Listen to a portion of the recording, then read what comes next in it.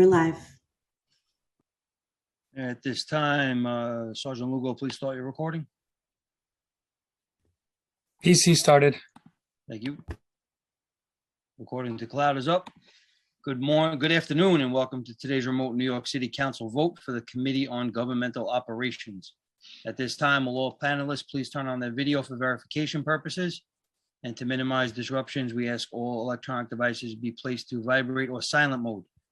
Thank you for your cooperation. Chair Cabrera, we are ready to begin. Thank you so much. I know this has been a long day for all the Sergeant of Arms, so we appreciate all that you do, and to all the staff. Good afternoon. I am Council Member Fernando Cabrera, Chair of the Committee on Governmental Operation. I wanted to start off by thanking the members of the committee who are joining us today. We have, I see Council Member Kalos, Council Member Drum, Council Member Powers, Council Member Yeager, Council Member Damar Diaz, Council Member Rodriguez, Council Member Rosenthal, and I believe that covers everyone. Today the committee will be voting on three pieces of legislation. The first is proposed introduction number 1621A, sponsored by Councilmember Daniel Drum. This bill will establish a committee to examine the city's position on nuclear disarmament and issues related to recognizing this city as a nuclear weapons-free zone. The committee will consist of 7 members, 3 of whom will be appointed by the Speaker, and 4 of whom, including the chairperson, will be appointed by the mayor. The advisory committee will be required to meet at least 4 times per year and produce an annual report summarizing its findings and conclusions.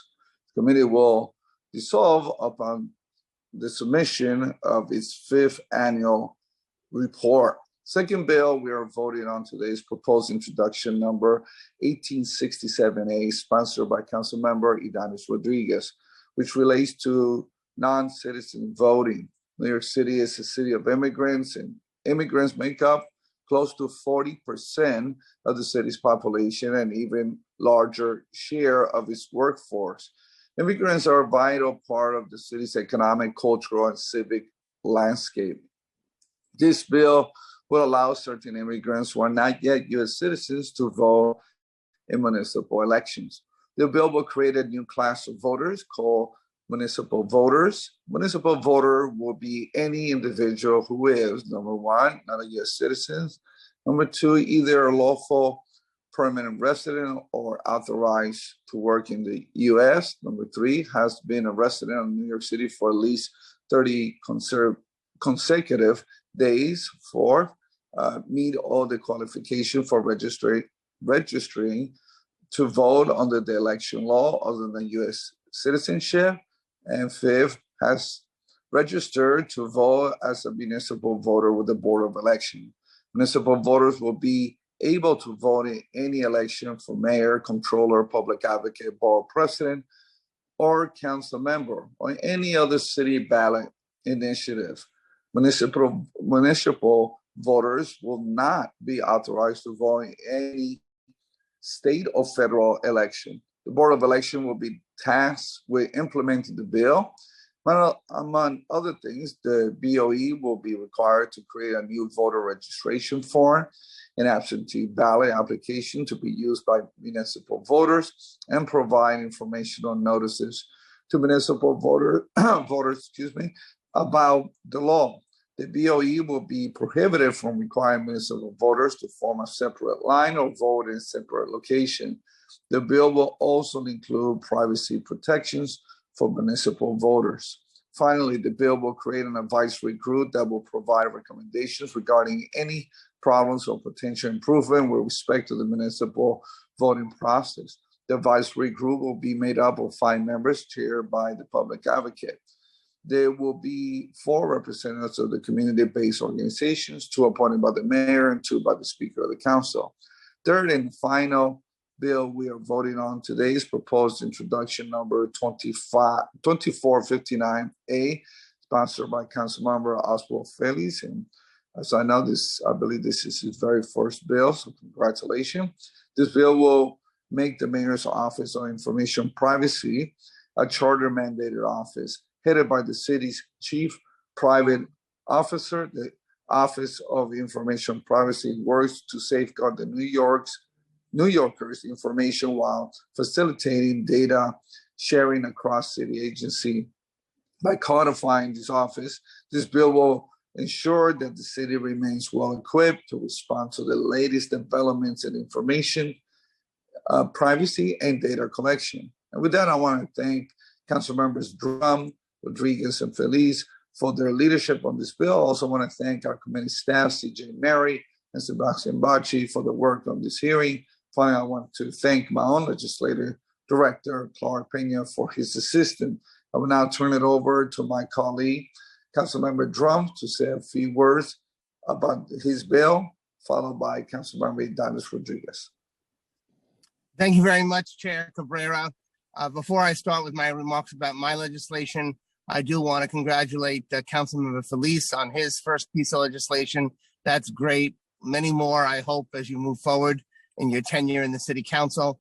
I also want to congratulate Councilmember Idanis Rodriguez for moving forward the non-citizen voting rights bill. That's something that I carried for a number of years, but when I became chair of the Finance Committee, I asked Councilmember Rodriguez if he could take the leadership on that, and he has done a stellar job and moved it forward, and it looks like we're going to get this passed and we're going to finally get this done. So thank you, Councilmember Rodriguez, for your leadership on that legislation. In regards to my legislation, the Committee on Civil Service and Labor just passed my resolution 976A regarding divestment from nuclear arms, so I will refer everyone to those remarks. I do, however, want to highlight some of the key points of Intro 1621A. This bill would require the city to convene an advisory committee on nuclear disarmament and a nuclear-free zone, chaired by an agency or office head, and composed of 6 experts on nuclear disarmament policy and advocacy. This committee would review the city's current stance on nuclear weapons and draft a resolution declaring support for the city to remain a nuclear-free zone. Outreach and education would be vital components of the committee's work, which would be detailed in 5 years of annual reports.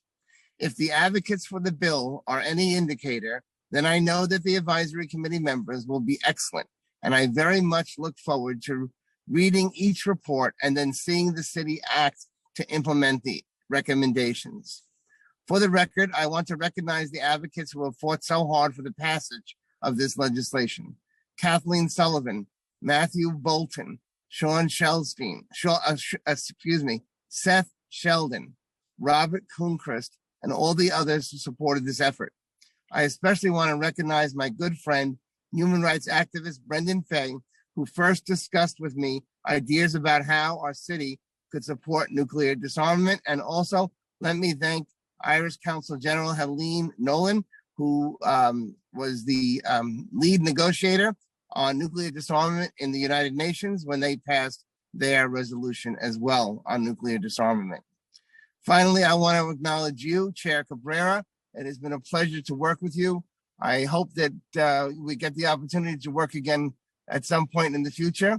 And I thank you for your leadership and council staff who worked on this, namely Brendan McKinney and CJ Murray. Thank you also for your work. I am most grateful to all of you. Thank you again, Chair Cabrera. Thank you so much, Councilman Drum. Congratulations. I know you worked very, very hard on this bill, and the advocates, they're amazing. They never cease work toward the bill. So I salute you and the advocates as well. And so with that, let me turn it over now to the next sponsor of the following bill, and that is Councilmember Rodriguez.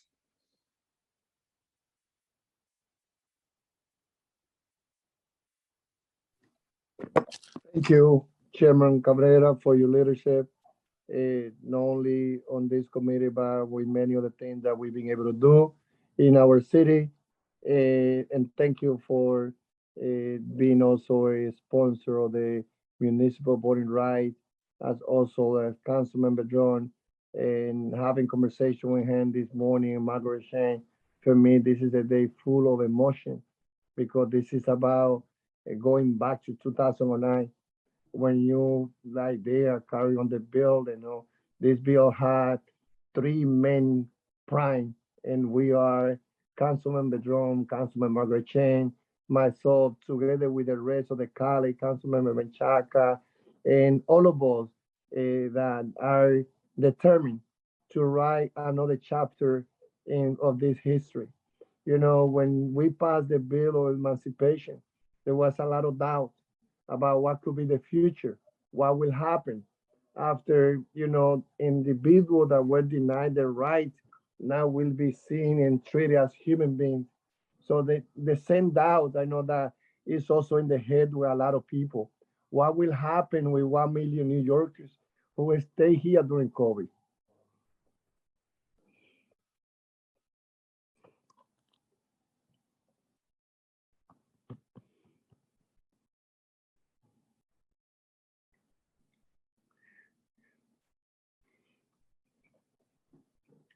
I don't think that is,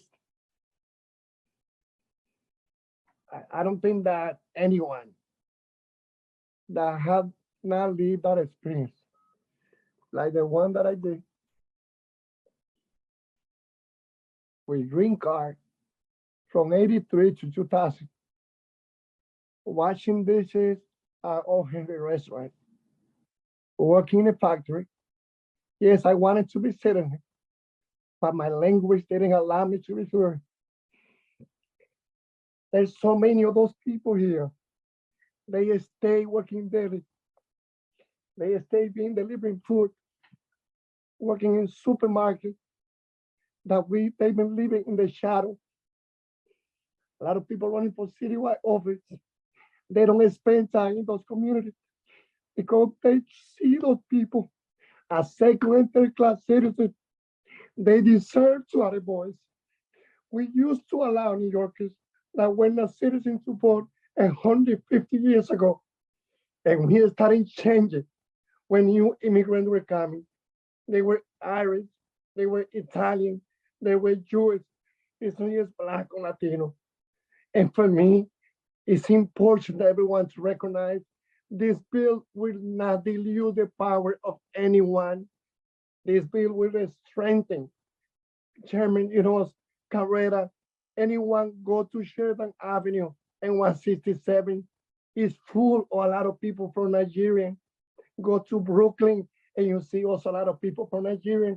Go to Queens, you see people from Bangladesh, from India, working so hard. People coming from the former Soviet Union, from Latin America. So now this is not about Latino. This is not about Asian. This is about hundreds and thousands of Irish that they came here undocumented. They come with working pay, they get the working permits later on. So I'm appealing to my colleagues to see outside the box. We had the opportunity to follow Tacoma Park. They've been doing since the 1990s. Speaking to the former chairman of the DNC, Tom Perez, he has said, in my town, we did it in the 90s. It's been working perfectly. We can do in the city of New York. City of New York can be a role model, going to Texas and let those Trump supporters know we are not following you, but we follow New York City. We are going to be strengthening the vote. So with that, I'm sorry for my emotion, but for me, this is about, it's a day where we had the opportunity. Women had the right to vote in 1919, because before that, it was white men that had land, that had the right to do it. Each generation had the opportunity to expand and amend our charter, our constitution. New York State Constitution never use the word only when they say citizens have the right to vote.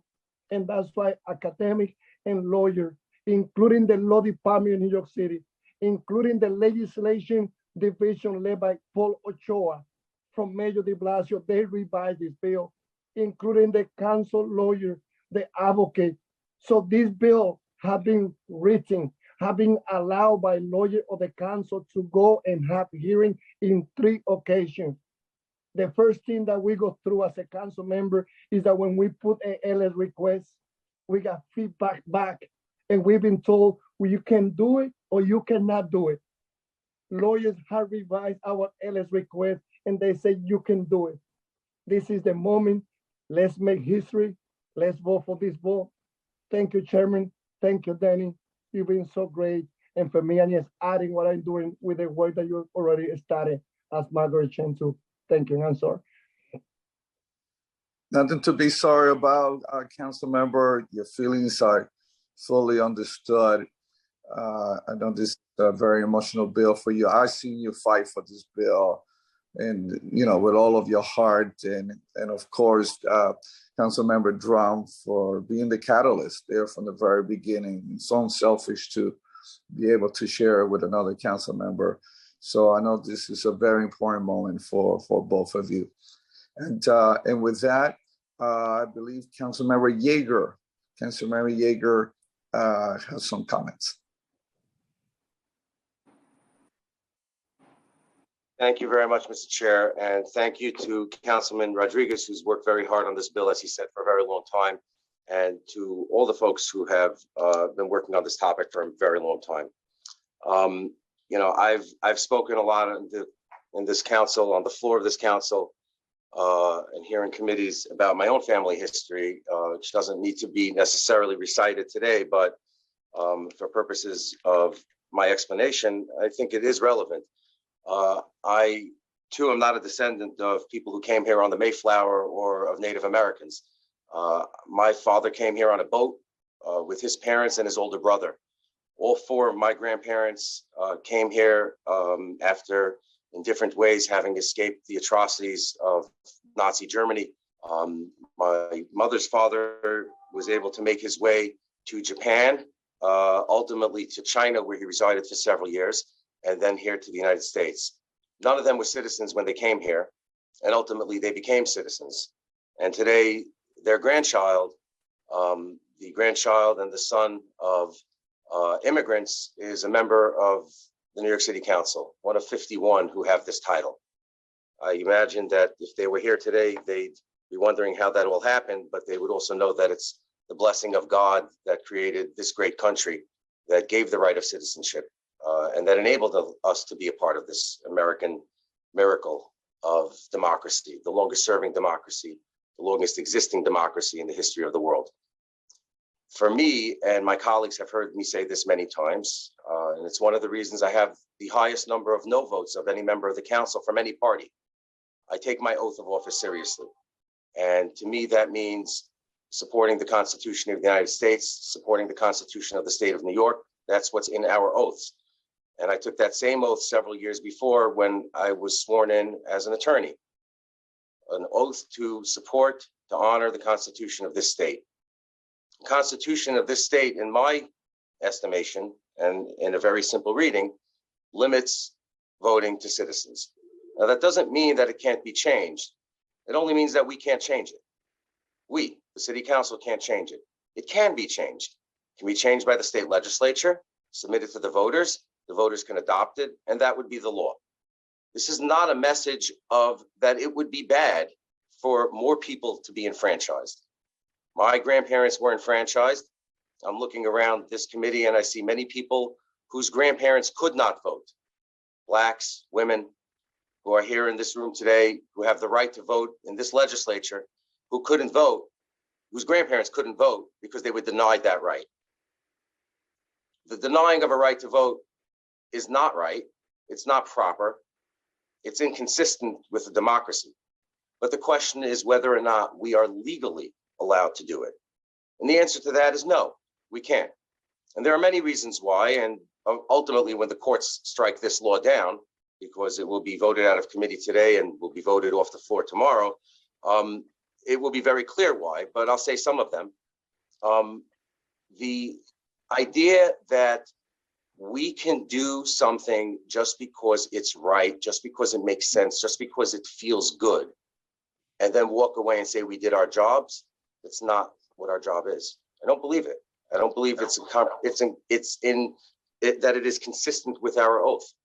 And it's not a criticism of anybody who's worked on this. Councilman Rodriguez, with whom I've served for 4 years, less about 20 and change days, has been a tremendous advocate for this. It's not about a particular segment of the community. He listed the different potential voting blocks. And he's right. It wouldn't be limited to one particular segment. It would be everybody who has this right granted by the statute, as long as the statute is legal. But the statute's not legal. We'll hear a lot in the discussion about the words, floor versus ceiling as it relates to the words in the Constitution when it talks about citizen. That the fact that it says citizen means that the Constitution set a floor that's who must be granted the right to vote, but it's not limited to that group of people, the citizens, the right to vote. And that's just not true. And it's not consistent with very basic statutory interpretation. There's an old Latin phrase that courts use when they interpret statutes, expressio unios, exclusio ulterios. And the very basic meaning of that is, and my Latin is not as good as it used to be, is that when a statute or a constitution or a law or an ordinance or a rule or a regulation says something and it excludes other things in that category, it necessarily has excluded them to the exclusion of being used. Therefore, when it says citizen and it doesn't say resident, that's what it means. Now, how do we know that for sure? The Constitution actually uses the word resident in many different places, particularly, for example, in the makeup of the Independent Redistricting Commission, and that it has to take into account the residents of New York as excluded and as differentiated from the citizens of New York. Because when legislative seats are designed, they are not designed simply around citizens, they're designed around residents. So the Constitution is pretty clear that citizens are the ones who are granted the right to vote exclusively. Again, it can be changed, and perhaps it ought to be, but not by us. And that's why I'm voting no today. And I'm doing that with great respect for the advocates who believe in this, for the people who believe that this is right. And for those who will ultimately take the oath of citizenship at some point in the future, and who will have journeyed on a quest to become a citizen of this country, they ought to know that the oath to the Constitution has meaning. Thank you very much, Mr. Chairman. Thank you so much. And with that, let me pass it on now to Councilmember Menchaca. See his hands raised. Thank you, Chair. And I want to speak on our city, our vote. It's a bill that is important to me and many members in my community who have been championing this larger conversation about enfranchising more immigrants. I want to say thank you to Danny Drum, our incredible 12-year fighter for immigrants, and Idanis Rodriguez, who has been leading the fight on this bill. But there's a lot of internal conversation right now in the City Council that is trying to stop this bill. And I want to address some of those issues, but I think what I want to do is bring it back to what Councilmember Yeager just brought up in terms of the Constitution and what the Constitution has given us as cities. This city, the City of New York, and its charter is an incredibly powerful charter. Our City Council legal teams have looked at this and have answered the question of whether or not we have the power to do it.